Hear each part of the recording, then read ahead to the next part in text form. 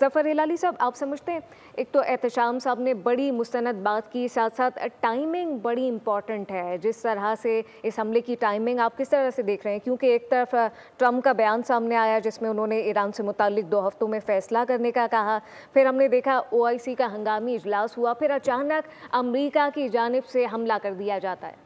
Be be, میں ایک چیز آپ سے پوچھنا چاہتا ہوں کہ اطلاع آئی ہے کہ نہیں کہ انہوں نے جو بنکر بسٹنگ بامز استعمال کیے ہیں یہ 2 قسم کے ہوتے ہیں، ایک تو وہ جو بارود سے چلتا ہے، دوسرا جو اس کو کہتے ہیں نیوکلیئر، وہ کہ اسپیسیفکلی تھوڑا سا نیوکلیئر اس کا کمپوننٹ ہوتا ہے اس کے اندر، tactical nuclear weapon. Tactical nuclear weapons کا ایکسپلوژن جو ہے وہ بہت زیادہ ہو جاتا ہے خطرناک ہوتا ہے اگر وہ ہو تو، اگر ٹیکٹیکل نیوکلیئر ویپنز استعمال ہوا ہے تو جاپانیز پرائم منسٹر نے، میں نے سنا تھا، ایک سٹیٹمنٹ دیا تھا کچھ دن پہلے جس میں اس نے کہا تھا کہ یہ نیوکلیئر نہیں ہونا چاہیے، اس لیے کہ اگر ایران کے واٹر سسٹم کے اندر ریڈیشن چلے جائے فرام دی ایکسپلوزنگ نیوک تو پھر تو وہ کنٹامنیٹ کرے گا ایران کا پانی اور ایران کے منرلز بھی ریڈیشن سے کنٹامنیٹ ہو جائیں گے۔ اور اگر آپ کہتے ہیں کہ ایران کا پانی کنٹامنیٹ ہوگا تو یہ تو ایک ہمسایہ ملک ہے ایران ہمارا، تو پھر ہمارا پانی بھی اس سے کنٹامنیٹ ہو سکتا ہے۔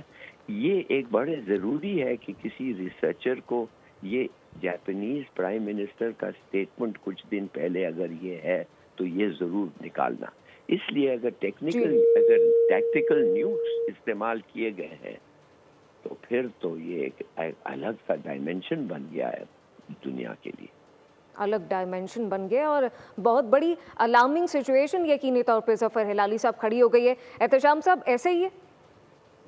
بالکل ظفر صاحب صحیح کہہ رہے ہیں، وارن کر رہے ہیں۔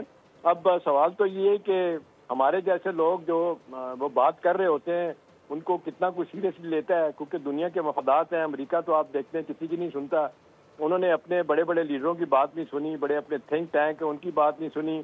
اسرائیلی امریکن جو بہت سارے ہیں جو مخالفت کر رہے ہیں، وہ کہہ رہے ہیں کہ آپ امریکہ کے اسرائیل کے ہاتھوں استعمال ہو کے پوری دنیا کو انسٹیبل انسیف کرنے کے لیے آپ ان کی نہیں سن رہے تو ہماری بات کیسے سنیں گے؟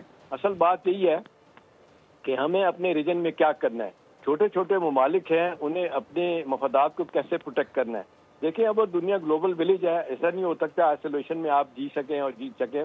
ساری دنیا کے اس وقت مفادات اقتصادی طور پہ اکٹھے ہو چکے ہیں۔ ابھی ٹرمپ صاحب نے ٹیرف کی باتیں کی تھی، وہ آتے ہی انہوں نے پوری دنیا میں ایک بم شیل گرایا تھا، اگرچہ اس پہ عمل نہیں ہوا، آہستہ آہستہ کر کے وہ پیچھے ہٹ رہے ہیں اور ہر ملک کے ساتھ انڈیویجولی معاملہ طے کر رہے ہیں ٹیرف کا۔ اور اسی دوران یہ ایران اسرائیل تنازع اتنا بڑھ گیا ہے کہ آج انہوں نے جس طریقے سے اگر یہ مان لیا جائے جس کی طرف ظفر صاحب اشارہ کر رہے ہیں، یہ ٹیکٹیکل بم کا بھی استعمال اگر نیوکلیئر کا ہوا ہے تو اس کے تابکاری اثرات تو غور اتنے خوفناک ہوں گے۔ صحیح کہہ رہے ہیں، پانی کنٹمنیشن اس میں آئے گی، فصلوں میں جائے گی، بچوں میں بڑوں میں بیماریاں خدا نخواستہ بڑھیں گی، اور اس کے اثرات یہاں تک نہیں، یہ پہ بیونڈ دس ریجن سب کچھ ہوگا۔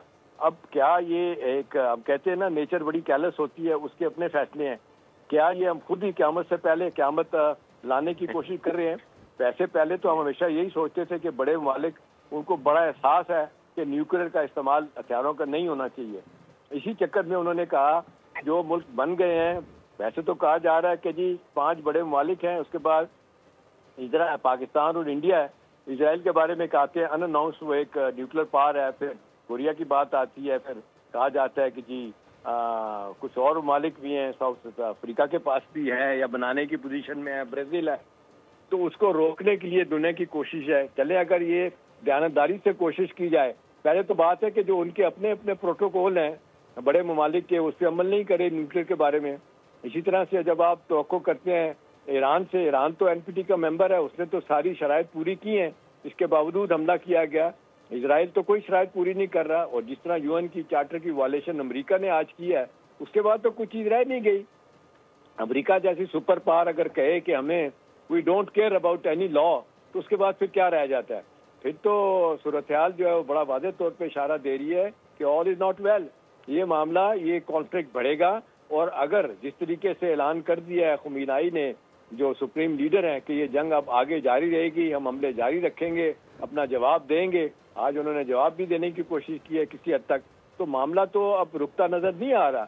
پریزیڈنٹ ٹرمپ نے جو کہا تھا کہ اب امن قائم ہو گیا, تو امن اس طرح تو قائم نہیں ہوگا کہ آپ نے بم گرا دیے ہیں, آپ نے ان کی 3 بڑی نیوکلیر فیسلٹی کو پارشلی تباہ بھی کر دیا, تو کیا معاملہ رک جائے گا؟ تو جواب بظاہر نفی میں لگ رہا ہے, کیونکہ ریئیکشن آئے گا. ٹھیک ہے, چھوٹا ملک ہے, اس کے ساتھ ملک اور لوگ نہیں کھڑے ہیں, وہی کھڑے ہوں گے جن کو احساس ہے کہ الٹیمیٹلی وہ بھی اس لپیٹ میں آئیں گے.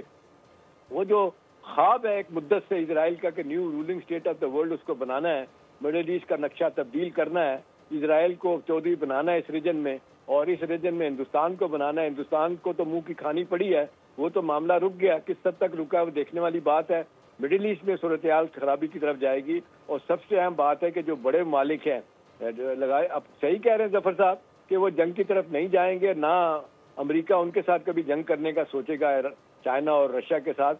لیکن سوال تو یہی ہے کہ ایک زمانے میں جب فارمر سوویت یونین تھا تو لوگ کہتے ہیں بیلنس آف پاور تھا, امریکہ پھر بھی ڈرتا تھا کہ اپنے طور پہ اپنے اہداف حاصل کرنے کے لیے منمانی نہ وہ کرے. اب تو بالکل آپ دیکھتے ہیں سوویت یونین ٹوٹنے کے بعد 15 ملک اس میں سے نکل آئے, 7-8 سینٹرل ایشین اسٹیٹس ہیں. اس لحاظ سے تو رشیا کا انفلوئنس کم ہوا ہے, کمزور ہو گیا ہے, اور پھر یوکرین کی جنگ کے بعد اور اس کے لیے مسائل پیدا ہو گئے ہیں, تو وہ تو بڑی حد تک دنیا کی نظر میں نیوٹرلائز ہو گیا ہے. چائنا کا ایک ہے جس کو کہا جا رہا ہے کہ جی 1950 میں چائنا جو ہے نا وہ امریکہ سے بڑی آپ ڈیفینس ملٹری پاور بن جائے گی, اس کے بھی اثرات ابھی نظر نہیں آ رہے اتنی زیادہ. لیکن ایز وی اسپیک امریکہ کا رول ہے, رائٹلی اور رانگلی گور, وہ چاہیں گے وہ کچھ ہوش دنیا میں ہوگا.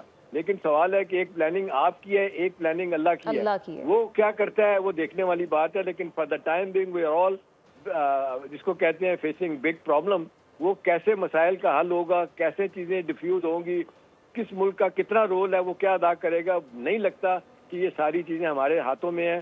آہستہ آہستہ لگ رہا ہے کہ دنیا کا پیس جو ہے نا وہ خرابی. سبسکرائب کریں اور بیل دبائیں تاکہ کوئی خبر رہ نہ جائے.